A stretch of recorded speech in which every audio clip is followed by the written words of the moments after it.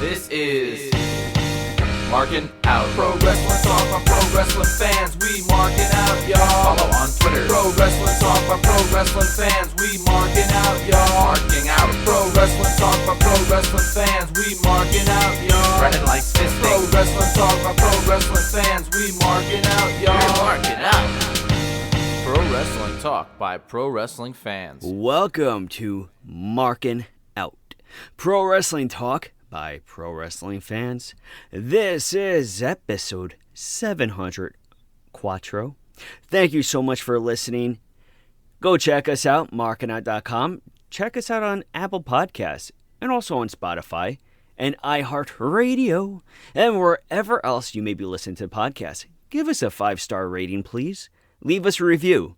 Be kind with the review. Speaking about being kind, go buy a t-shirt over at prowrestlingtees.com/markinout. Give us a like over on Facebook. Give us a follow on Twitter at markinout. Give us a follow also on TikTok at markinout. And give us a follow on Instagram at markinout11. But you can follow me, Dave the Rave, at DavidPTDPT. You can follow Chris at Chris Sweendog over on Twitter and CMSweeney85 on Instagram. And also you can follow Brandon at BTTG161 on all social media platforms. But that being said, I am going to introduce to you Brandon. Brandon, how are you? I am doing awesome as always. How about yourself? Doing fantastic. Thank you for asking. How was your week? Well, my brother and his family are up from Florida, so I've been spending time. Obviously, you know that. You were here as well. Yes. Spending time with them. So that's all I've done this week. Okay. Actually, that's not true. I actually went to Cheesecake Factory. It's National Cheesecake Day on Tuesday. It was, I should say. I saw. I went on Monday. They had the half-priced slices and a new flavor, which was Triple Berry Bliss. It's berries. I have to assume there's raspberry, strawberry, blueberry, maybe. I don't know what the third berry would be. It's vanilla cake, and it says a touch of citrus or something. Mm-hmm. I have not been impressed with their new flavors in maybe the past 3 years. Not since they introduced the coconut cream cheesecake or whatever it is. That sounds good. So this one for me is a big miss, but I think if you like those flavors, I'm sure you'll enjoy that. It does sound pretty good. It does sound actually really good. I just want better flavors. I think that those are... I'm always a fan of, what is it, the white chocolate raspberry? Yeah, then you'd love this one. Yeah, I like the white chocolate raspberry. You would 100% love this one, I guarantee it. Yeah. I'm sure. I wouldn't put it past me. But my week was good. I did get to stop by your house to see the La Familia, and it was incredible. It was special. But that being said, we got a long episode today, so let's get on to some pro wrestling talk and talk about some Monday Night Raw. Who opened up Monday Night Raw? Opening up with the referee of SummerSlam. The man that everybody is going to have eyes on because you don't know who he is going to side with or if he is going to be on a side. That is right. It opened up with Seth freaking Rollins. I think people are under the impression that that's the outfit he's going to wear to referee the match. Do you think? No, I don't think that's the gear. I think it'll be even more different. But I don't think he'll be refereeing in that gear at all. Yeah, I don't think he's going to do that anyways. I think he's going to have a different one. But CM Punk came out, Drew McIntyre came out, so Seth Rollins. I was going to say Seth Meyers for a second. I feel like I've done that before. You have, I think. But Seth Rollins was going to lay out the rules. He reiterated what Adam Pearce said last week about not fighting one another before the match. And added if either one of them put their hands on Seth Rollins and the match is off. They went back and forth and Seth laid out the rules. That being they'll both listen to everything he says. He counts at his own pace. They tap when he says they tap.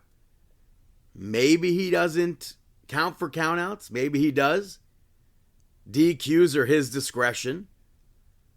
And this whole segment, Dud? not a dud.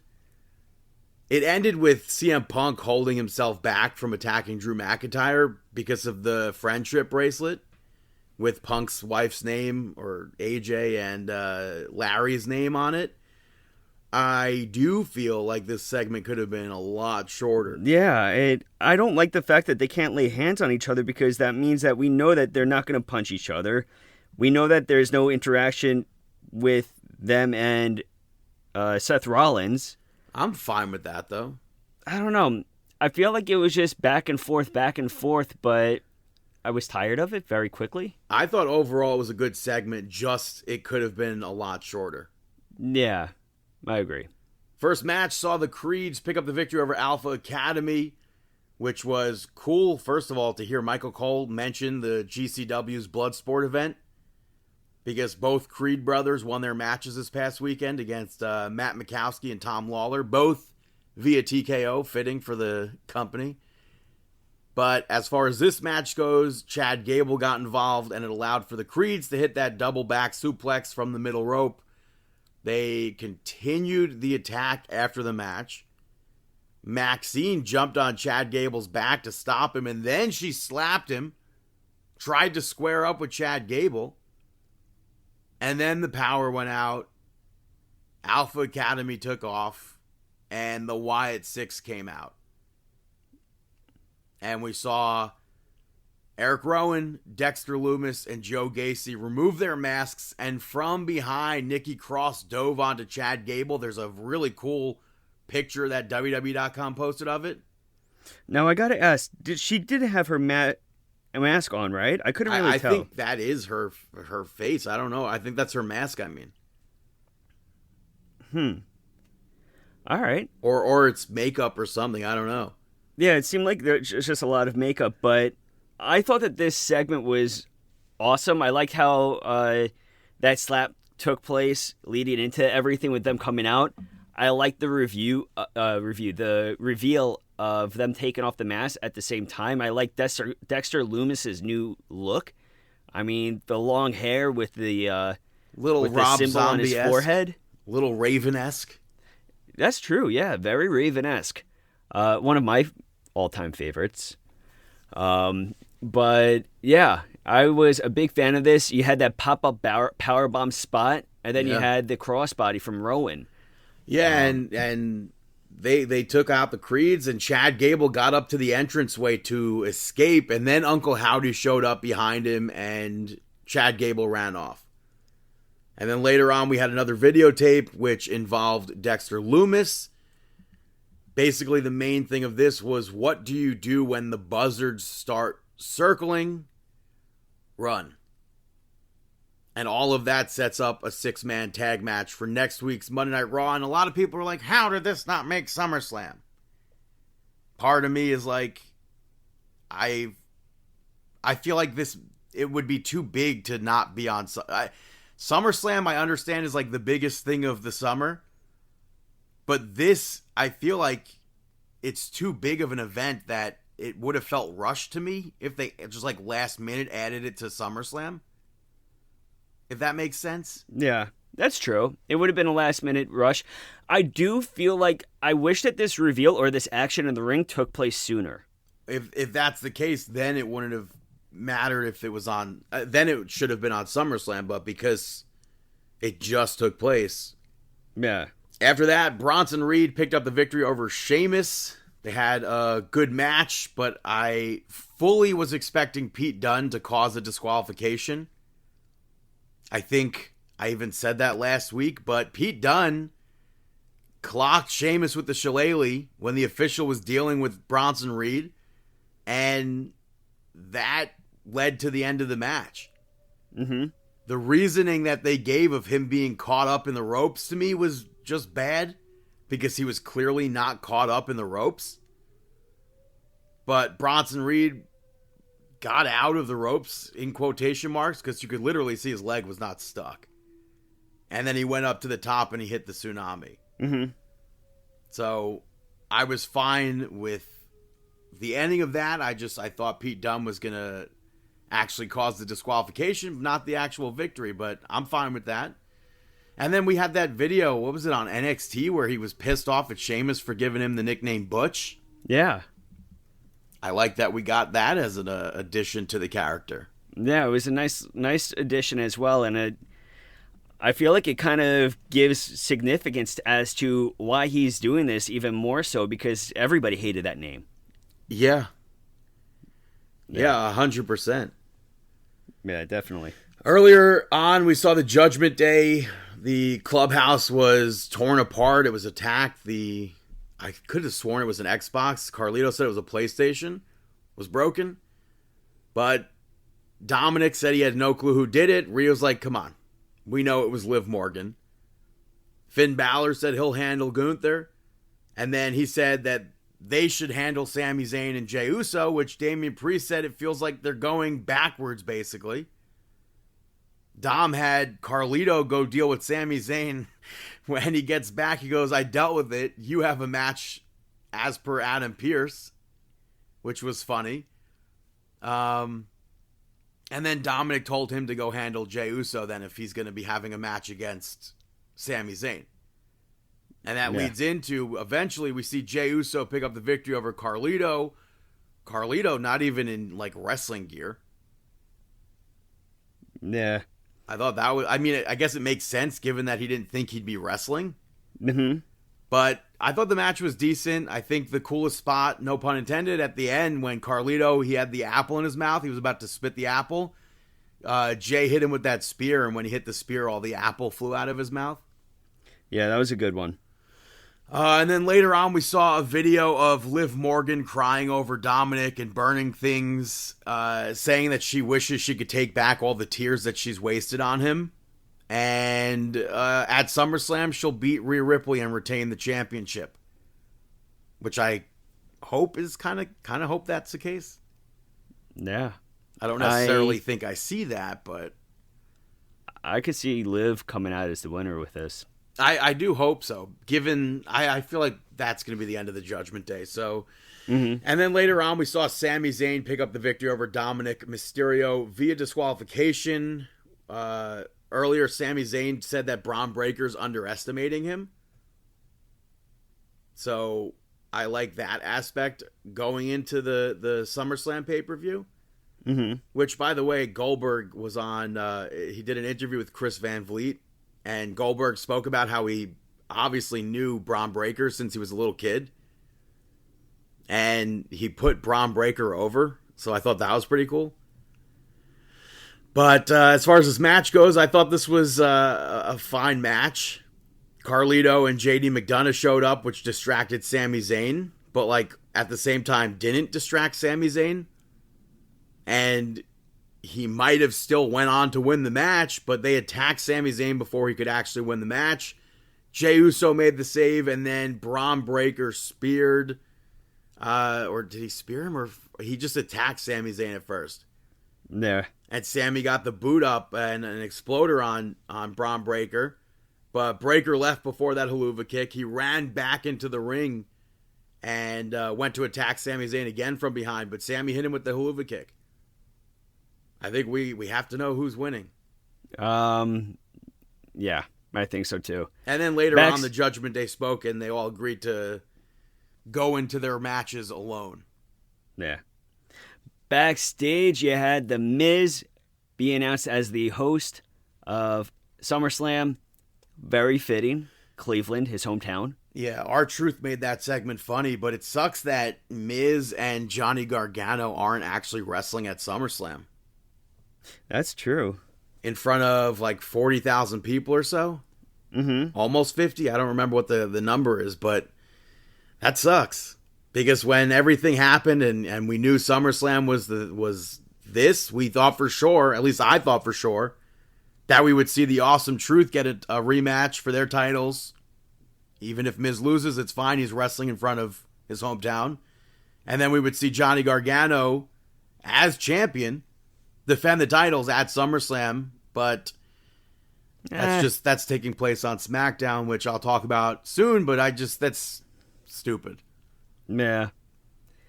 I don't know. There's only so much space on the card. Yeah, but they're doing a 3-hour kickoff show, which probably won't have any matches on it.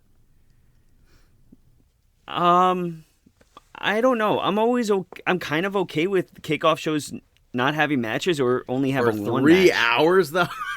I don't know. And also, if Gargano and The Miz or just Gargano was on a kickoff show, so many people are going to complain. Oh, you're putting him on the kickoff show in front of his hometown crowd. So many. Yeah, it's a catch-22. Yeah. Now he's getting left off the card to just be on SmackDown. Nah. Next up, you had Karrion Kross pick up the victory over Xavier Woods.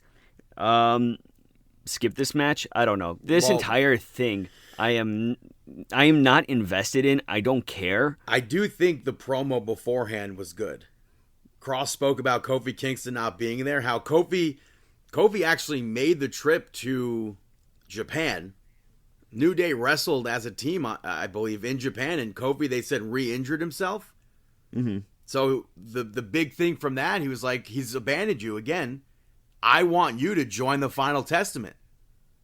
And I want you to tell all the kids that the power of positivity was always a lie.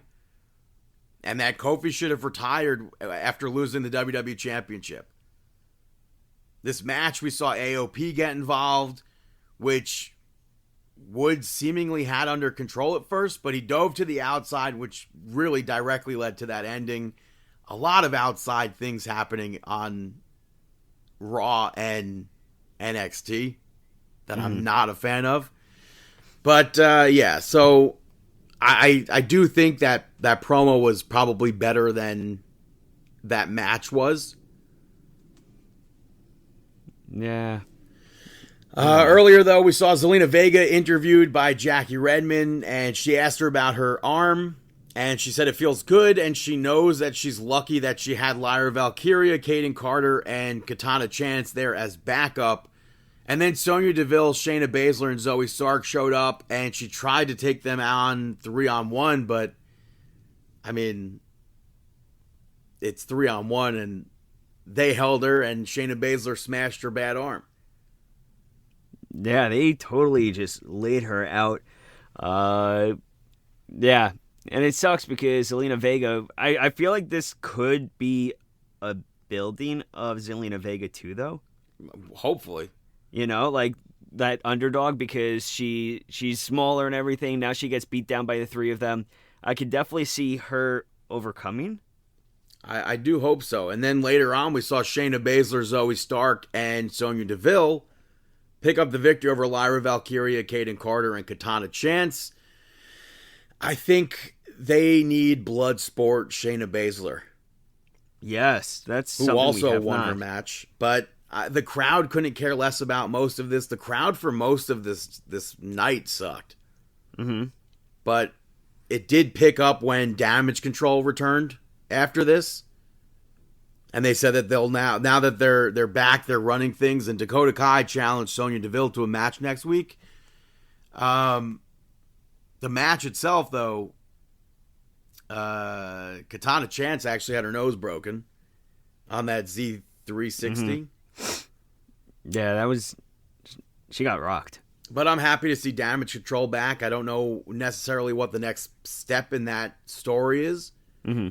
Because last we saw, Damage Control were heels. Shayna Baszler, Zoe Stark, and Sonya Deville clearly heels. So next week, when a match between Dakota Kai and Sonya Deville happens, I don't know what the actual outcome of that is. But when Dakota Kai challenged Sonya Deville, I think it was when she challenged Sonya Deville, there was a Wyatt 6 logo in the background. I did not catch that. And Dakota Kai is known for betraying people. Just like Chad Gable was felt to have done. You don't... What? Huh. It doesn't make sense, though, with them. How? How Who? not? All right, tell me how. She's turned her back on Tegan Knox. She's turned her back on Raquel. She's turned her back on Bayley. So what? So you think that Dakota Kai can join the Wyatts. What? Did Chad Gable join the Wyatts? So what do you mean? They would be coming for her next. A la Chad Gable, same thing. You only have one female in that group. And they're only going after one person. And we don't know if that's true or not. I don't know. There has to be a reason WWE does stuff like that. So, I mean, maybe it's a way to get Nikki Cross in some sort of an action feud. yeah. I mean, it could work, but we'll see. Main event saw Gunther pick up the victory over Finn Balor in their very first one-on-one match, which I think is absolutely crazy. I almost said insane, but I said crazy. I think. Yeah, I don't understand how this was their very first one. But this match wasn't what it should have been. And that crowd sucked so much. It took so much from that match, I think. Yeah, they were pretty quiet when they weren't supposed to be quiet. And he choked Finn Balor out to get that victory. Choked him out again afterwards. And Damian Priest ran down and they brawled. Even though Finn Balor and everybody agreed to mind your business. But it directly sets up SummerSlam. So I understand that. Mm-hmm. But it was unfortunate that was how their match went. It was a dream match that could have been much better. I did like some of this. I did like the chopping that took place during this, though. I liked the match. It just, the crowd sucked. I know, the crowd and it could have obviously done better. And yeah, I did see that picture of Balor's chest afterwards. Yeah, I did like the chopping, and his chest it just looked brutal. But I don't know. Can you actually bleed from a chop or no? Yes. Because when Jericho did it in AEW the 2 times, I feel like that's just not real. I mean, you can definitely bust blood cells. You could pop blood vessels, but will actual blood gush from your chest? Gush?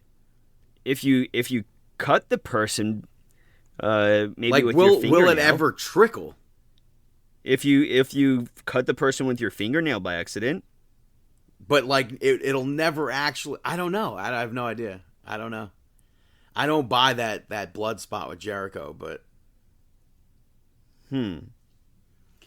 Yeah. But yeah, that's Monday Night Raw. Moving over to NXT Great American Bash. What'd you think of the intro with Hank and Tank? Hank and Tank. It was like a spy movie or some sort, just to get to the beginning of turning the lights on for Great American Bash. I don't know. It seemed like they were the wrong people to host Great American Bash. No offense. Yeah, it made me not care. Like, I didn't care for the intro. First match, though, saw the Unholy Union making their return to NXT, successfully defending the Women's Tag Team Championships against Metaphor. I mean, I totally forgot that they were able to go compete on NXT. Yeah, and the champions attacked Metaphor during the introductions, which started the match. I feel like this match could have used more control by the referee. Okay, I could see that. But ultimately, I enjoyed the match. I think Lash Legend was a person who very much so shined in this match. I think she is 100%. Out of all of them, I kind of feel like she has the most potential for growth. I just wish, as far as this match goes, I wish the champions defended the titles before this. They've had the titles for so long, and they've done nothing with those titles. Mm-hmm. So that's like garbage. True. I could see that. They've where been does this? What's next for Unholy Union? Well, they have a match that I'll talk about for SmackDown. Oh yeah, true. Very true. After that, Ethan Page showed up to talk to Oro Mensah. He swung the title at him, and he ducked it and pinned Ethan Page with Lash Legend and Jakara Jackson counting to 3, leaving Ethan Page in shock again, perhaps, you would say? I would definitely say so. He was not a happy camper. And then later on, they did the contract signing for next week's Great American Bash in Ava's office, and it was a pretty tame contract signing. Yeah, nobody came to blows, no fighting, no, Ava holding it down. Yeah. Laying down the law. You see, that's how much that they respect her. Yeah. We saw Tony D'Angelo pick up the victory over Tavion Heights to retain the Heritage Cup. Round 1 was pretty even. And then we saw Ren Sinclair show up during the match, and she ends up hyping Tavion Heights up.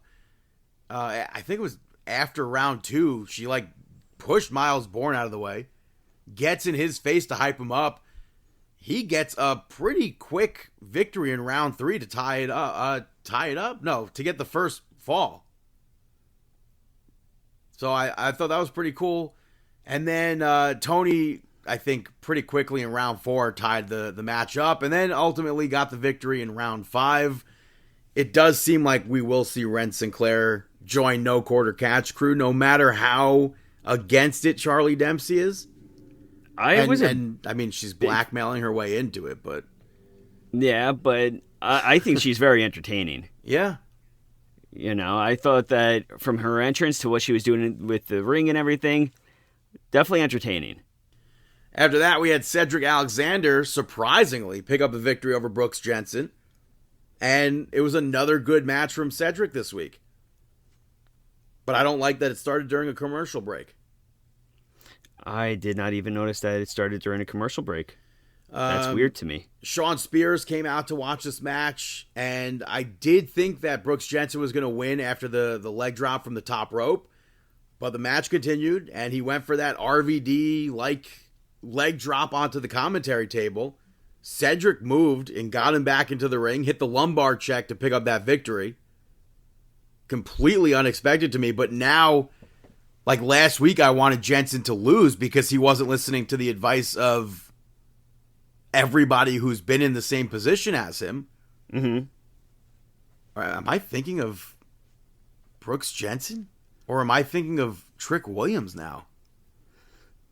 Ooh. I don't know. But now, at least here, I mean, he lost. He didn't listen to Cedric's advice, and now he lost. So... if I was thinking of Cedric, now I'm double thinking it. It was Trick who got the advice, so too many people are getting advice. Because Trick was the one getting the advice from Ilya Dragunov. Pete Dunne wanted nothing to do with it. I think he might have gotten from Cedric. Cedric is just giving unsolicited advice, just saying.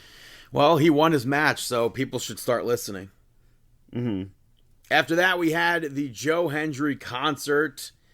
The song that he did first was, or in general, the only song he did was about Gallus, which I 100% expected for that to have been about. And then he went to perform, which in that song in itself I thought was funny. We got a Dutch Mantel reference. That I didn't expect. That was so random. I don't know if he's ever been referred to as Dutch Mantel on WWE programming. No. It was Uncle Zeb Coulter. No, he's been Dutch before. Was he Dirty Dutch in WWE? I don't know. I feel like I've heard people make references of Dutch Mantel on WWE television before, no? I don't know. I don't know. Uncle Zeb.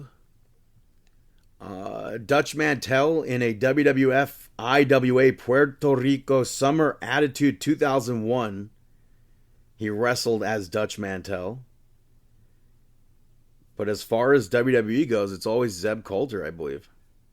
I remember the first time I saw Dutch Mantel too. I think the first time I saw him wrestle was, well, not wrestle, but saw him was with JBL. Yeah, it would have been... might have been the Harris brothers. Obviously you're saying the first time you saw them, but the Harris brothers. Yeah. When was he with the Harris brothers? When they were Eli and Jacob, the Blues. Oh, I remember them. They were before JBL, Justin Hawk Like, Layfield. I think a year or so before. Interesting. Yeah. But yeah, that Joe Hendry concert was the crowd. Okay, something I didn't like. We didn't get his turn. Right? I didn't miss anything shown. Right? They came back and the theme song was playing. And he was already in the ring. Right? I don't remember. I don't believe that they showed his entrance, and I feel like I was more focused on watching my niece do the hand movements with the crowd. You see, I believe that so they didn't show his entrance, and his entrance is everything because you get that say his name, and then he does that turnaround facing the camera with the smile. Right. They took that away from us. Well, they took it away twice because he went to go perform the theme song, and Gallus interrupted. Joe Hendry tried to take them on, just like Zelina Vega, 3-on-1. Joe smashed the guitar over Joe Hendry's back, and they're going to be wrestling next week on Great American Bash. I was expecting people to make the save, but again, I don't know who would have Same here. been the people to make that save. Same here. I was really expecting.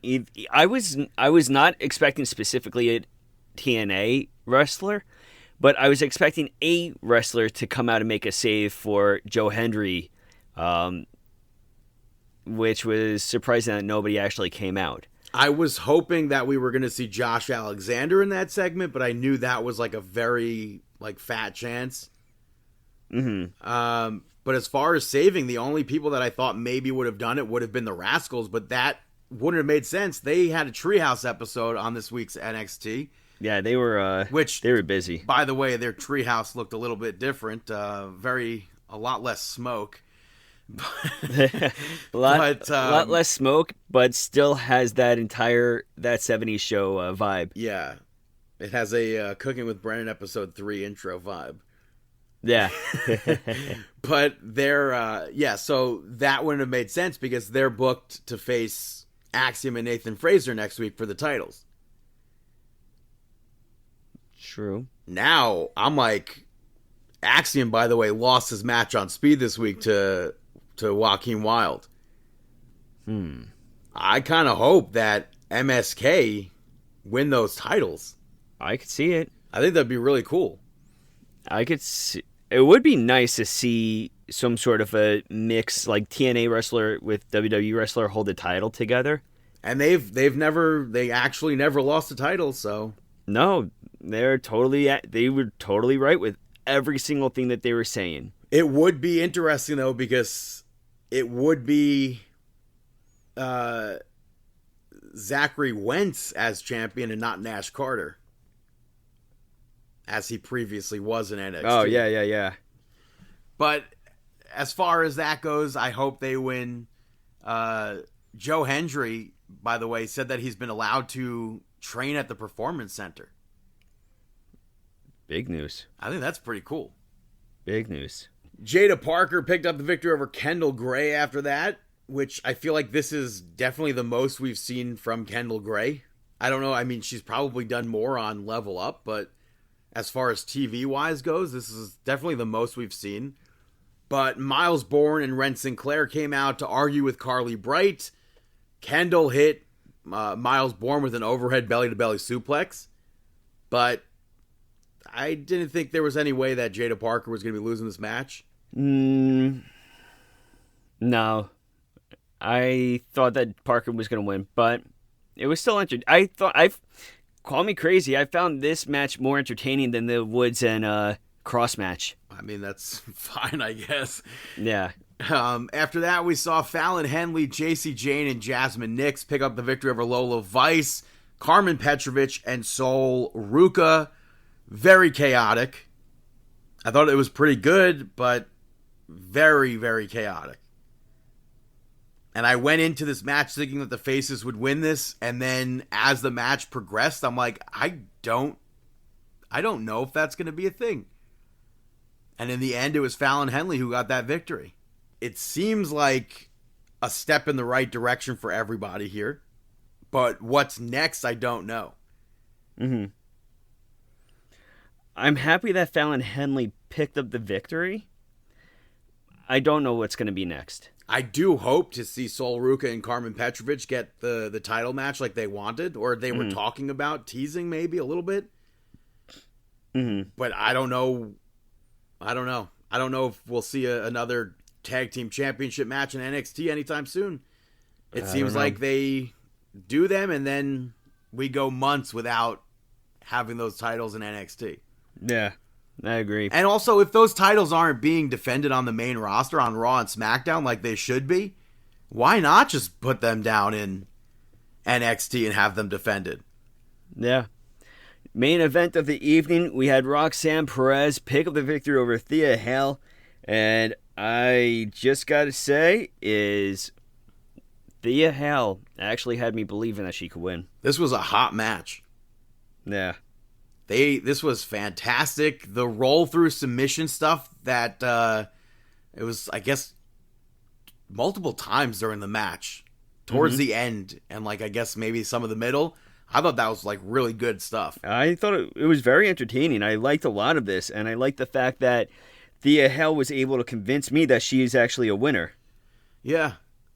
I think that Thea Hale, she's 19 or 20?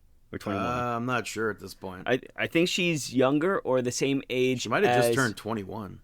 Yeah, I think she's the same age or younger than Julia Hart. Thea Hale is 20. Okay. So I feel She like turns 21 in a month. Yeah, I feel like she's very similar to Julia Hart, where in the comparison of just getting started, very young, Hart bright is 22, future. by the way. 22, but when she first started, she was 19 or 20, I think, with AEW. I think when she first started, she was... Thea Hale was, I think, 17 when she started with AEW. Yeah, that's the thing. I feel like there's just such a bright future for the both of them. And Thea Hale, I think, is going to continue to evolve into a solid wrestler. Even in even losing this title match, I thought she looked great and came out looking better. Hey, like I said, I thought that there was potential that she was... I really thought that she was going to win at one point, and I was okay if she won. I really was okay. That's not a thing for me. Roxanne Perez, first of all, she cheated when the referee wasn't looking to get the upper hand. Mm-hmm. Thea Hale did get back into the match, though. She took back over. But Roxanne Perez, she hits that pop rocks to pick up the victory. Mm-hmm. Afterwards, on Twitter, there was a promo released.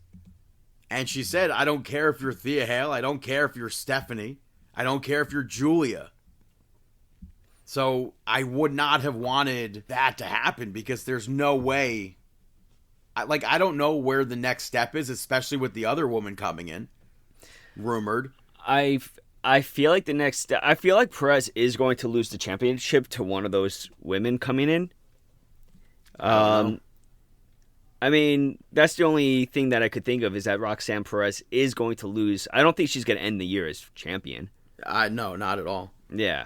So I think within the next 3 months, she's going to lose her title. And Julia, I believe, said she's finishing up with Marigold in August? Not too sure. So I believe come September, Julia. Yeah, I'm saying new champion by maybe Halloween Havoc. Well, that's NXT. Moving over to SmackDown. It opened up with Cody Rhodes. He called Solo Sikoa out. He spoke about how he's the champion. He earned that championship. Meanwhile, Solo Sikoa is the self-appointed tribal chief. He did not earn that title. And Solo said they should make their match at SummerSlam. Bloodline rules. Cody Rhodes said it might be stupid for him to do, but he agreed. And he said he's not afraid of them. So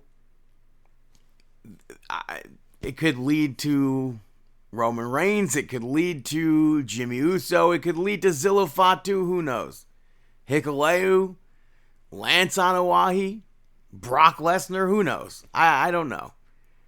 Nobody knows what'll happen in the Bloodline rules. That was proven at WrestleMania. After that, Andrade picked up the victory over Carmelo Hayes. Since Andrade won that previous match of theirs, I thought for sure Carmelo Hayes was going to win this, but he did not win. It was still a really good match between the two of them. They had some good reversals. Overall, it was fun. I don't know. I thought for sure Carmelo Hayes was going to win that. After that, Santos Escobar picked up the victory over Apollo Crews. Baron Corbin ended up knocking Angel Garza and Humberto Carrillo down during the match outside the ring. But shortly after that, Angel Garza grabbed Baron Corbin from under the ring. All of that distracted Apollo Crews. And Santos Escobar was able to get that victory. Another good match on SmackDown there, I thought. After that, Logan Paul had his homecoming. Fans did not welcome him there. And he introduced that he was going to have a banner to hang from the rafters, which it was a pretty big banner, way bigger than you would normally have hanging from the rafters. But when it came down, it had the word "yeah" written on it. And then LA Knight came out and he said, "You know what? I'll get you another one." He goes to the back to find another banner or something, and he stole the Prime car and left Logan Paul there. After that, Jade Cargill and Bianca Belair picked up the victory over the Unholy Union via disqualification, so the champions retained the titles. The champions started the match. They tried to attack the challengers, but they got put down. This match was pretty chaotic, both being allowed to be in the ring at the same time at different points. But Blair Davenport showed up, caused the disqualification. So I'm glad that the Unholy Union are still champions at least.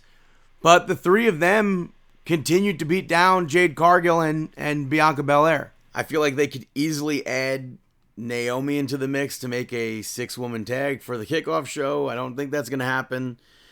After that, backstage, we saw Nia Jax gift Tiffany Stratton the brand new Money in the Bank briefcase, which is like a big purse, I guess. I don't know what you'd call it specifically, but I think it's what Tiffany Stratton described she would do to that Money in the Bank briefcase. It has a strap also, so I think that's interesting, fitting for her. Chelsea Green and Piper Niven interrupted Tiffany Stratton after Nia Jax left. Chelsea went back and forth with her, so I assume maybe that'll set up some sort of match between them. But the main event saw the Bloodline pick up the victory over DIY to become the new tag team champions. I was nervous going into this match because I didn't want DIY to lose, but I think it was pretty evident that they would.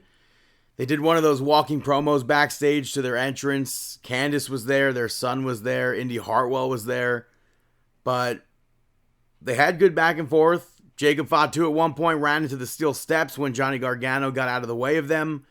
Fatu, DIY hit Shatter Machine, but Tongaloa got up, distracted the referee. Solo Sikoa hit Ciampa with that Samoan spike. Johnny Gargano hit everybody with super kicks. He hit that Poison Rana on Fatu. Fatu got right back up. And he hit him with that Samoan drop. He hit him with that moonsault. And the implant DDT to pick up the victory. But it's like I'm torn because on one hand, I wish DIY were still champions. But on the other hand, I think it's pretty cool that Tama Tonga and Jacob Fatu are champions right now. So that was SmackDown doing some predictions for WWE SummerSlam taking place in Cleveland, Ohio at the Cleveland Browns Stadium. Gosh, this is going to be a long one. Yeah, I don't like pay-per-views that are this long. Well, to be fair, it's just 2 extra matches as of right now, that the time of recording. Yeah. The other matches have been other events have been, I think, 5. This is right now 7 announced matches. I mean, and it's crazy that every match is pretty much for a championship. Besides with the one. exception, yeah.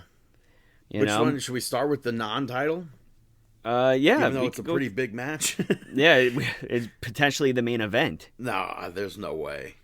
I mean, there's definitely argument for it to be outside. I mean, the main event, I feel like it's going to be Cody. Yeah. But yeah, so we have Cody, Seth Rollins as a guest referee, CM Punk, Drew McIntyre. I'm going to say CM Punk. I'm going Drew McIntyre. I actually saw a clip of somebody posted out there of I forgot who Bret Hart was against. Shawn Michaels. Oh, well, that's what I said. It's probably going to turn into something like that. Yeah, and I forgot who the referee was, but was it Steve Austin? Maybe it was Steve Austin. Where, what happened? I think Shawn Michaels or somebody went to go hit the person, and they ducked and they hit the referee, and then the other person was able to pick up the pinfall. Or was it? It was Shawn as the referee. No. Maybe it was Shawn at the SummerSlam, referee. Wasn't it Bret versus Taker? I don't remember, but it was one of those things where the heel was able to pick up the victory. It may have been Bret Hart as the referee. I know that Undertaker faced Bret Hart at SummerSlam, and HBK was the guest ref. It may have been actually Shawn Michaels as the ref. I don't remember, but it was one of those Gorilla things. Monsoon as the ref. Yeah. How much does this guy weigh? It was pretty much one of those situations where the referee was just like, didn't want to count the pinfall, but had to. And Bret Hart, CM Punk is a huge mark for Bret Hart. We've seen him emulate bits and pieces of his matches, like move by move in his matches. Mm-hmm. I could kind of see something like that happening, but I do see it happening with Drew McIntyre being the winner of this match and Seth Rollins not wanting to count it. You know what? Damn, this is tough now because Seth Rollins hates CM Punk too. Well, for the Intercontinental Championship. No. I'm changing it. I'm going CM Punk. No, we're not moving on just yet. I have to work now through we my just thoughts. moved on. We moved on. No, CM Punk. Okay, that's fine. Now we can move on. All right, now we can move on. Braun Breaker looking to get that championship from Sami Zayn, going Braun Breaker for the Intercontinental Championship, by the way. I'm going Braun Breaker. U.S. title on the line, LA Knight. Thought you were going to say, yeah. Off against the champion, Logan Paul. If they don't give the championship to LA Knight, I think it'll be a huge mistake. Mm-hmm. I'm picking LA Knight. It has to be LA Knight. I agree with you. I'm going to go LA Knight. Yeah.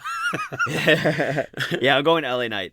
For the Women's World Championship, Liv Morgan defending the title against Rhea Ripley. I'm saying Liv Morgan retains.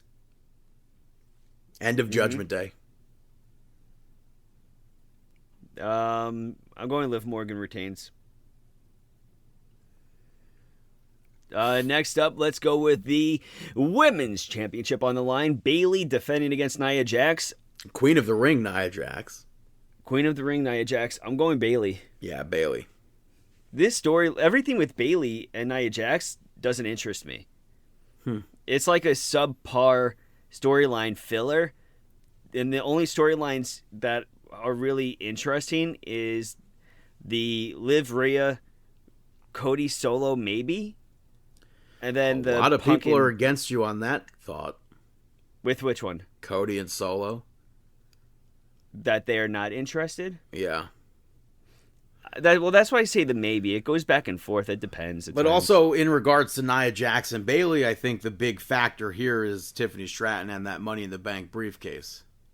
Ooh.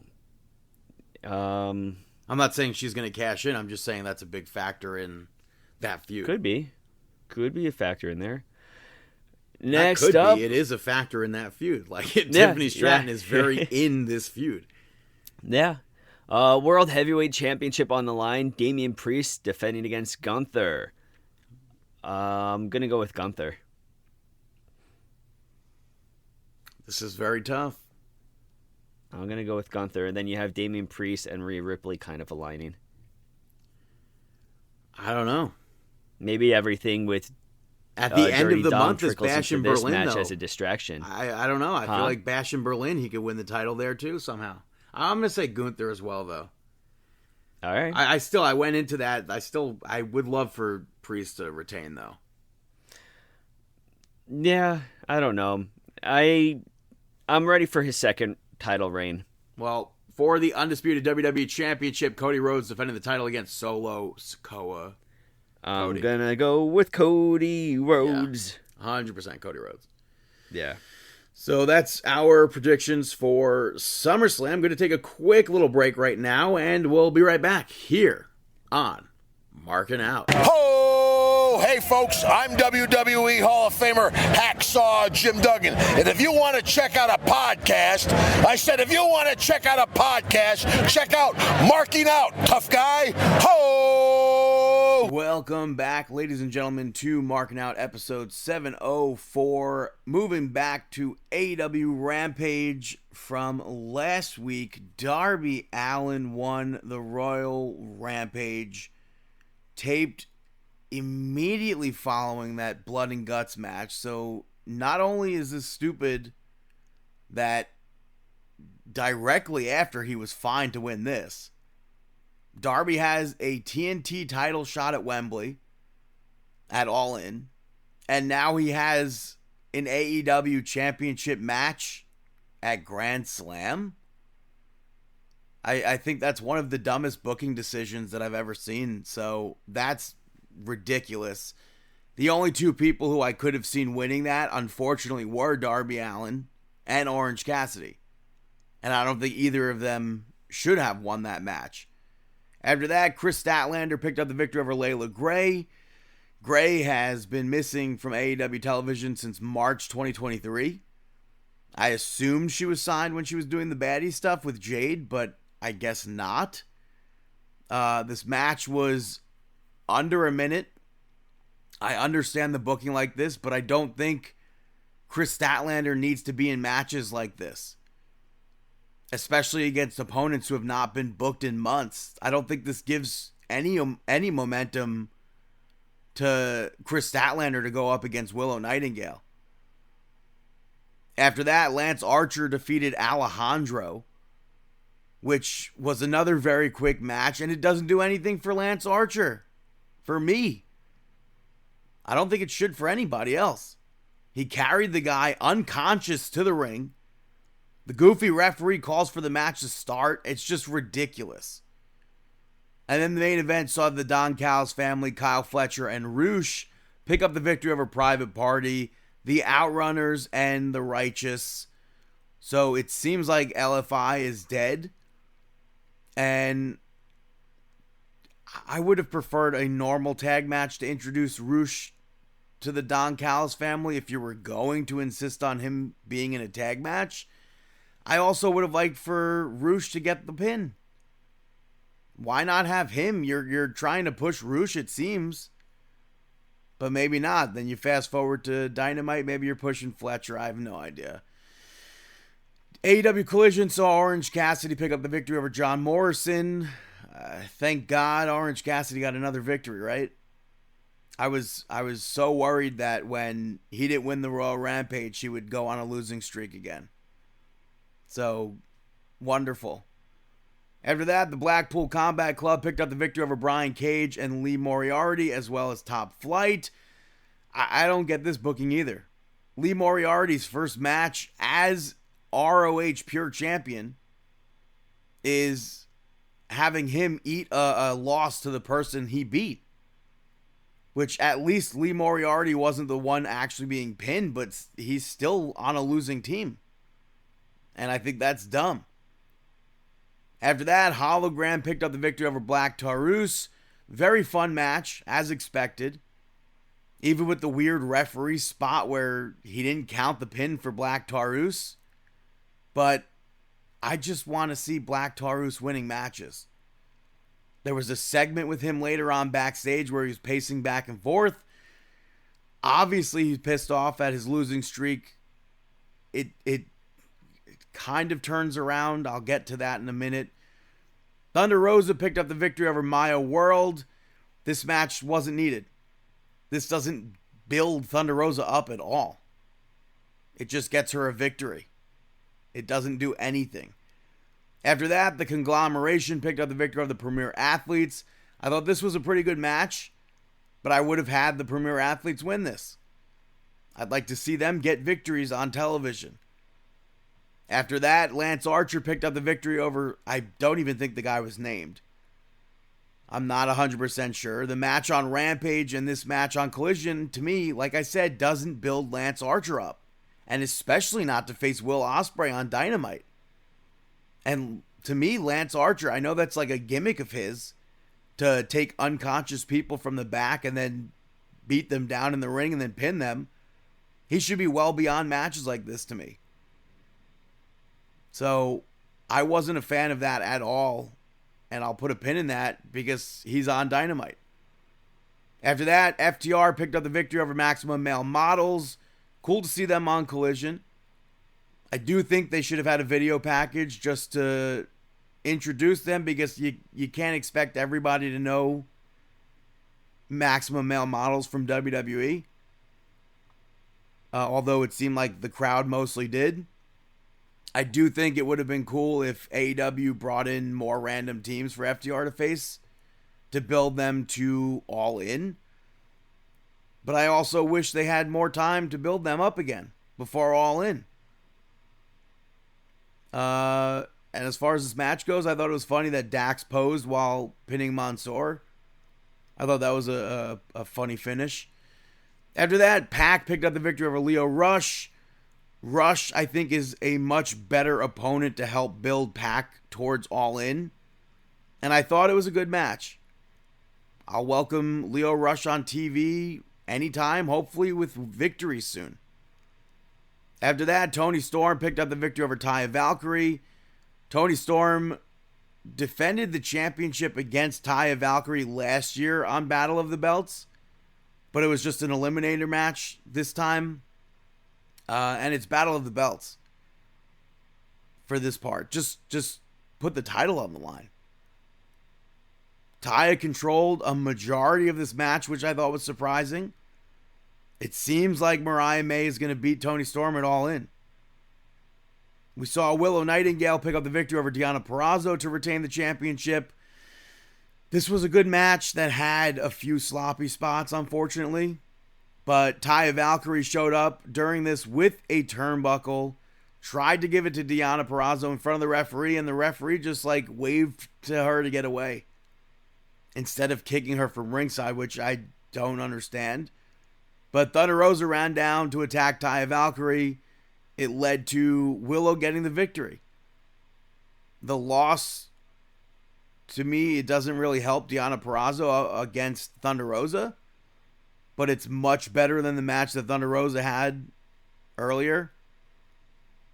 And then in the main event, we saw Dustin Rhodes and the Von Erichs pick up the victory over the Undisputed Kingdom to become the ROH six-man tag team champion somehow. Back in April, they unified those championships with the AEW Trios championships. So this makes no sense. And I feel like they did this because they knew it was a useless championship that they could resurrect and not have to build anybody up to get to have this match. And it's just an afterthought to get titles on them while I assume they're just in for a Texas run, whatever they're doing that in Texas right now. And then wrestlers came out to celebrate afterwards. But it's so goofy because why are the titles ununified all of a sudden? I don't know if they ever explain that. It's just, it's completely meaningless. And it makes no sense. Especially after having everything that happened with the AEW Trios Championships recently. Moving over to AEW Dynamite. MJF, first of all, shows up in the exact same outfit that Tank Ledger wore at the Great American Bash this week. Which I don't think is a good look for MJF, because it shows that both of them are shopping at the same place. And that's not a good look. But he made fun of the South. He said he'll beat Ospreay at All In. I think it was a useless promo that led up to Will Ospreay running into the ring. And MJF took off running. Will Ospreay tried to make it seem like the International Championship means something. And it's like the worst thing ever that MJF threw it in the garbage. But you had fans chanting USA during this, which, what are you trying to accomplish here? you're pitting the UK or the United Kingdom or England versus the United States in the United States. And people are cheering for Will Ospreay. People are cheering for MJF. Obviously, in the UK, it's going to be heavily booing MJF, but leading up to it, making America heel is weird. But MJF brings out Lance Archer, and Will Ospreay goes on to beat Lance Archer in a match that I just couldn't care less about at all. Like I said earlier, Lance Archer beat up two random enhancement talents on Rampage, on Collision, and randomly gets a match on Dynamite against Will Ospreay. That doesn't make me care about that. That doesn't make me care to see this. It doesn't set up Lance Archer to be some big bad guy to face Will Ospreay. And it certainly doesn't set up Will Ospreay to go out for a championship. That's like the low of the low right now in AEW. And MJF attacked Will Ospreay afterwards. I think it's safe to say that Will Ospreay is going to be winning the championship back at All In. But Kyle Fletcher showed up to fight MJF off. MJF ran off. Kyle Fletcher cuts a promo. Told him to get in the ring. MJF obviously said no. He sets the terms. Sets up a match next week for Dynamite. After that, Chris Statlander picked up the victory over Willow Nightingale. She now gets a CMLL Women's Championship match. I enjoyed this match. Stokely ends up giving Chris Statlander a chain. Distracted the referee. She was able to use the chain to win the match. And then Chris Statlander continued to attack Willow Nightingale afterwards. Security ran down to try and break it up, and she takes them out as well. So they're at least building Chris Statlander there. I don't think she's going to beat Willow Nightingale, but we'll at least get this match again, and it was an entertaining match. Afterwards, Bryan Danielson came out. He said his contract is up this week, and he's not signing another contract he promised his kid. And he said All In is his last shot at winning the championship, and doctors are telling him not to wrestle. And if doctors are telling him not to wrestle, then why is he allowed to wrestle? That to me doesn't make any sense. But Swerve interrupted. He spoke about being champion and how he's the best in the world. And he promised Bryan that he's the most dangerous man in AEW. And Bryan won't walk out of All In as champion. He might not even walk out on his own, at least, I guess. And he said that if he doesn't win the championship, Bryan said, he'll never wrestle again. And he made it a title versus career match, which Triple J was super happy about. And Bryan challenged Jeff Jarrett to a match next week. I don't get it. But it gives Bryan a match before All In. The AEW Championship needs Bryan Danielson very badly. After that, Black Taurus, Roosh, and Roderick Strong picked up the victory of the Conglomeration. Conglomeration. I don't get why this was a match at all. But the coolest spot of this, unfortunately, ended up messed up. It was that at the beginning of the match, Orange Cassidy doing that Hurricane Rana to Black Taurus. The speed that he got was insane for the amount of times that he looped around. I wish that had the actual proper ending to it. The match itself, the referee had zero control for most of this.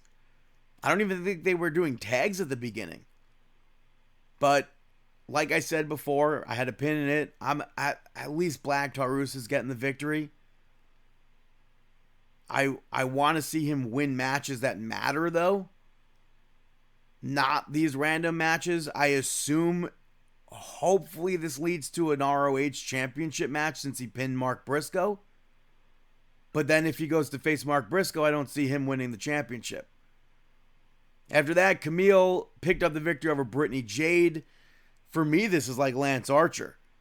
Even though Camille is like brand new wrestling-wise to AEW, she has been on AEW programming before. I feel like she should be wrestling people on the roster to make her look like the spectacle. Have wins over names that matter in the company. So I don't think Brittany Jade is the proper opponent for Camille. But Mercedes Moné spoke afterwards. She puts Camille over. She spoke about Britt Baker and how AEW is her house now. It seems like Britt Baker's going to need backup at All In. And it seems like it has to be Jamie Hayter. I don't know if she's injured still. I don't know what the deal is there. It seems like it has to be that. It has to set up probably a tag team match down the line. But the main event of Dynamite saw Darby Allin pick up the victory over Hangman. The referee tried to control this match. Hangman didn't care. They fought on the stage. Darby hit a coffin drop off the tunnel, which I thought was pretty cool. But again, in this match, makes no sense. The lights randomly went off during the match, which nothing came of. I think they might have just actually had a blackout. I don't know. But we saw Hangman hit Darby Allin with 2 dead eyes. And then he goes for a buckshot, which Darby gets up for but falls over. He's like completely gone. He's out of it to the point where after those dead eyes, I think the referee should have called the match. But Hangman picks Darby Allin up off the mat for the buckshot. And Darby has a Darby Allin comeback out of nowhere to pin Adam Page and get the victory. Because he's Darby Allin and he almost always gets those victories. I understand that you have to build Darby Allin up for the TNT Championship and for the AEW Championship in the most moronic booking ever. But he was like left for dead. I did not understand how all of a sudden, boom, he has the fight in him to get that victory. I didn't like that, but that's AEW Dynamite. Hey, Brandon, got any shout outs? Hey there, Hef. We should listen to Brandon's shoutouts. Deadpool and Wolverine gets the first shout out. I think they knocked it out of the park with this movie. I think the way Deadpool breaks the fourth wall is always such a great thing to have, and this didn't disappoint. I think the cameos were great. I think it was awesome to see Hugh Jackman as Wolverine again, and in his famous blue and yellow suit. I don't want to say anything else about it other than go see it if you're a fan of the MCU. I got spoiled by pretty much everything. See, that's the thing. Like, I know, there's trailers. I'll talk about it later. There's part of a mark out moment. I mean, don't get me wrong. Even though I saw the spoilers, I still want to see it in a movie theater. Yeah, I thought it was really cool. So check it out. A&E, I think, have been killing it with these biographies lately. And this week we had Ted DiBiase and Paul Heyman. I think both of them could have been 2-hour-long episodes. 2 hour long, as in 2 hours, not 2 hour-long episodes. But Paul Heyman had been posting some really cool items on Twitter to promote the episode, including the bongos he found in a box. The bongos from the ECW promos that Steve Austin used. Mm-hmm. So I thought that was pretty cool. But again, it's just, they could have been longer, but they're always so well done. And then my final shout out goes to Billy Joel, because he completed the greatest arena run in the history of concerts last week at Madison Square Garden. This was, I believe, the 105th show from his 10-year residency there. And it was overall his 150th show at Madison Square Garden. I really wish I could have seen him perform one more time this year. Mm-hmm. I've seen him, I think, at MSG 13 times. thanks to this run. And, in the first year or so, I got to see Tom Odell open for him. I saw Gavin DeGraw open for him. But past, I think, 2015, he ditched having an opener.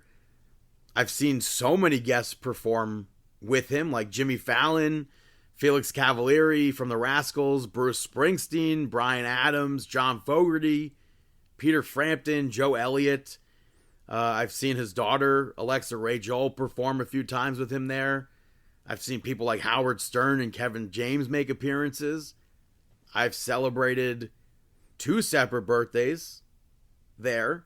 I saw his 100th overall Garden performance.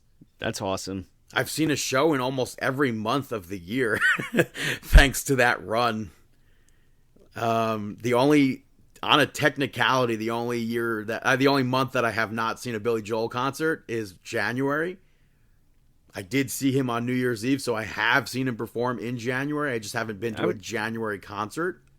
I would count it. I mean, you were there and you saw him in January, though. But it wasn't a January concert. The date on the ticket does say December 31st. But you were in his presence in January. I know. But I've gone with family. I've gone with friends. I've gone by myself a lot. And like I said, it was truly the greatest arena run in the history of music. So thank you, Billy Joel. Thank you, Madison Square Garden. Hopefully you got to experience that live. And if not, there's tons of videos all over the internet. I don't know if they're going to release any sort of MP3s or anything from this run at all. I hope they do. So, but those are my shout outs. Now it's time for our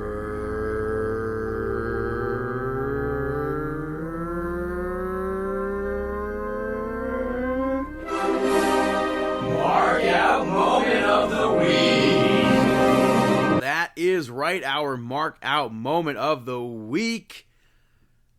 Last week, Impractical Jokers, I saw a clip on Twitter that made me think the show was fake. Because John Silver was on Impractical Jokers, and he was pissed off at Murr in one of in the Twitter clip. And I'm like, what? This show is fake?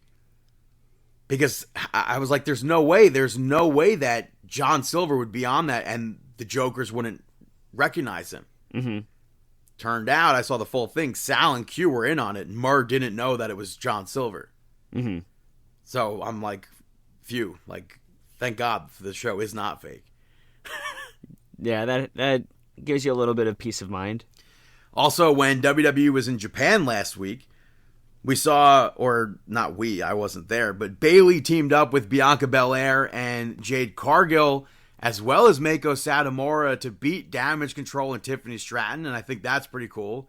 And then we saw, again, not me, I wasn't there, but I did see it on the internet, Meiko Satomura challenged Bayley for the championship, which Bayley went on to win.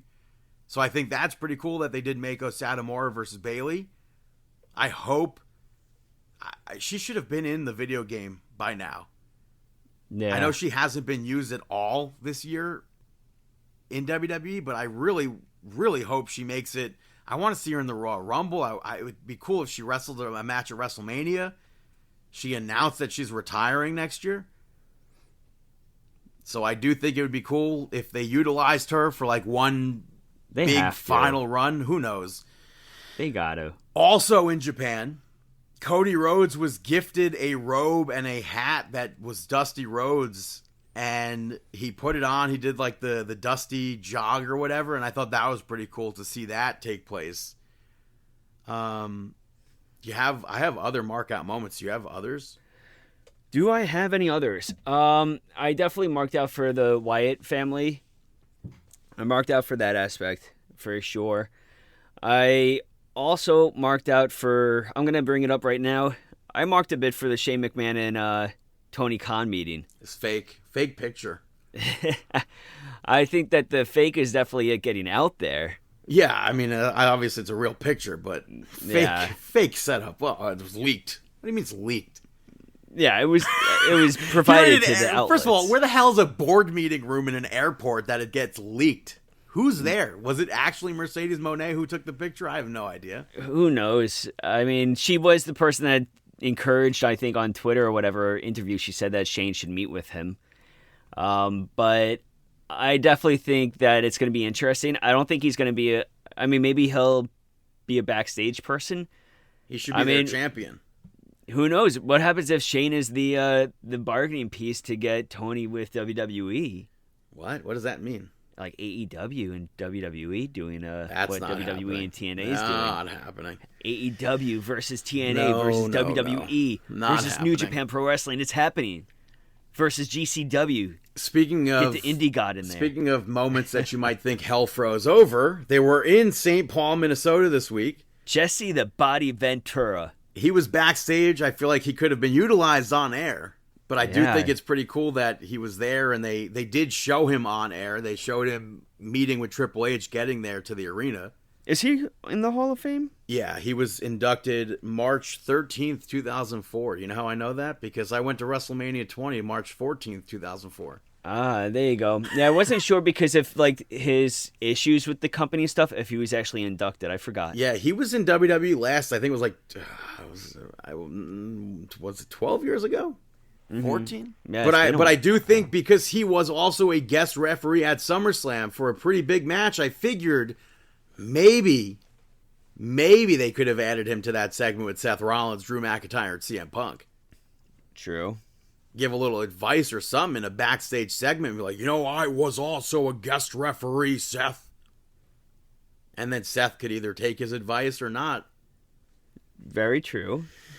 Also, in regards to the weirdest things that WWE has been doing with that WWE Vault YouTube account, they uploaded Legion of Doom versus CM Punk and Doug Delicious from the May 13th, 2003 Velocity taping. What? It was the night after they wrestled Rob Van Dam and Kane for the Tag Team Championships. Uh-huh. And that would actually be Hawk's last match in WWE. Jeez. Hawk's last match was Velocity. Versus CM Punk. I'm almost certain they must have been trying to bring back LOD. And maybe it just didn't go the way they wanted it to. Well, I think that Bully Ray even said at one point they tried to have Dudley Boys versus Legion of Doom. Yeah. And Dudley Boys walked into the backstage, or Legion of Doom walked backstage, and they locked eyes, and Bully says how excited he got because he thought that they were being brought in to face each other and have a match because they've never actually had a match together. But then everything ended up falling through and it didn't happen. Well, so it sounds like it probably would line up with this timeline. Yeah. Also, because they would have been back there. Yeah. But also on the WWE Vault YouTube channel. This is a part where it's not spoilers because it was in the trailer. But I feel weird talking about it, but I'm going to say that it was in a trailer. So if you watch the trailer for Deadpool and Wolverine, say it. They uploaded Sting versus Big Sky. Big Sky is who portrays Sabretooth in the X-Men film. What? Yeah. The guy from the X-Men movies was a pro wrestler? Yeah, I knew that. I just didn't know. I don't remember much. if I knew that. Very obviously, it's a pretty on the nose thing for WWE to upload. But I also found out that Kevin Nash was originally offered the role of Sabretooth. That I feel like I heard. And then there's two stories out there. Either his schedule wasn't allowing him to do it, or they weren't offering him enough money. I can't see him as Sabretooth, though. Well, obviously, Kevin Nash joined the Marvel movies later on as the Russian and Punisher. Yeah, the Punisher. Yeah, but overall, I don't think that he's casted. I don't think casting-wise he would be a good Sabretooth. It just doesn't... I mean, he's all... they're both pretty tall, so I think they could have done it. They're both tall, but I don't know. I can't see him as a Sabretooth. Sabretooth is more agile than Kevin Nash, and the last thing Kevin Nash is agile. Well, something else interesting is that Kevin Nash, as Vinny Vegas, used to team with Big Sky. What? So I think that's pretty cool. Like, they could have potentially, I mean, they went up for the same role. Mm-hmm. So, and there's more I want to say, but I'm not going to say it. So, watch Deadpool and Wolverine. Yes. Watch Deadpool and Wolverine. And you have any other mark out moments? No, I'm heading off to Chicago this week, so I'll be heading to the city of CM Punk. Well, that is episode 704. Thank you so much for listening this week. You can follow us on Twitter at Markin Out, BTTG161 on all platforms, Chris Sweendog, CM Sweeney85, David PTDPT, Facebook.com/MarkinOut, YouTube and Instagram is MarkinOut11, ProWrestlingTees.com/MarkinOut, Markin Out on TikTok, MarkinOut.com, Apple Podcasts, Amazon Podcasts, Spotify Podcasts, Amazon. I already said Amazon. I meant to say iHeartRadio. Did I say MarkinOut.com? I'm not 100% sure. But we wish you the